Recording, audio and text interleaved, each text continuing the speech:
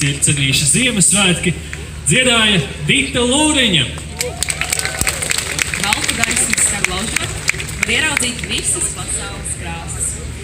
4. stāvā Nacionālā bibliotēkā atrodas Mākslas un mūzikas centrs, un tas iekrāsots tumši sarkans.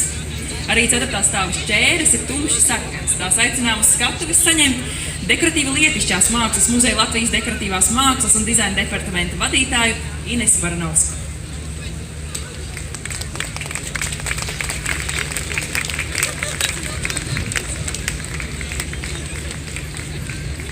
Un no Latvijas bibliotēkas darbinieku rokas tātad šķēres saņem dekoratīva lietišķās mākslas muzejs.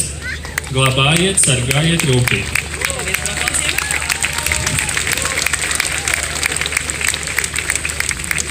Tas ir dizaina muzejs. Pēc viņam arī ļoti ir piestāv šķēres. Glabājiet rūpīgi.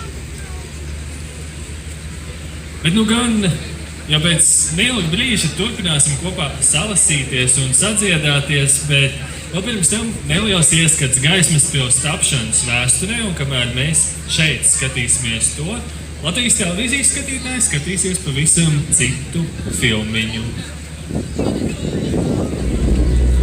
Ja es viņu ielicu kvadrātā, tad es viņai nevaru neko pielikt klāt.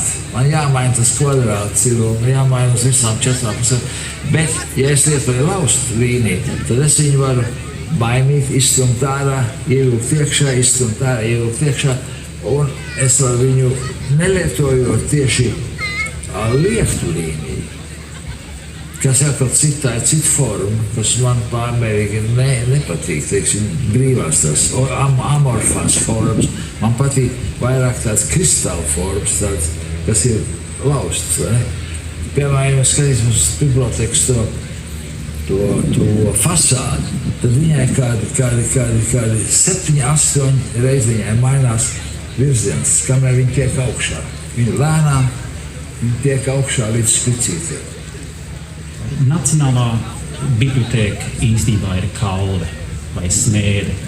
Tā ir tā vieta, tā ir tā laboratorija, kur mēs, vienalga vai mēs esam speciālisti vai tikai zinkārīgi paši, mēs varam iet meklēt sevi, mēs varam iet meklēt sevis daudzskaitlī, un mēs varam īstenībā sameklēt savu saiti ar apkārt esošo pasauli. Biblioteka kā kultūras centrs, kā pētniecības centrs, kā sabiedrisks centrs ir kaut kas ar fantastisko potenciālu, ko tikai ir jāprot izmantot un ir arī jāprot piesaistīt ne tik vien valdības vietējās līdzekļus, bet arī privātos donārus un draugus no tuvienes un tālienes.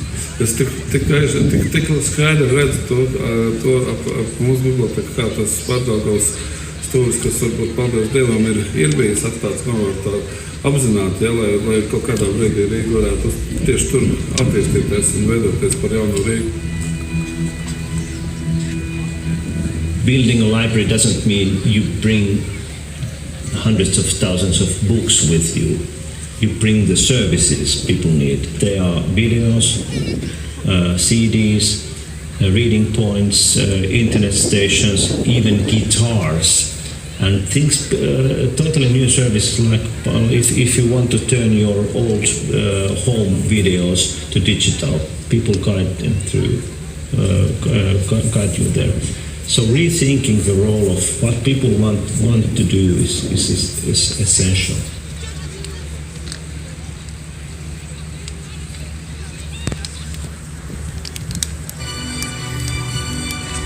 Mana biblioteka ir manas atmiņas, mana valoda, mana atmoda, mana klints, mana satikšanās vieta, mana dvēsele, mana biblioteka ir mana pils.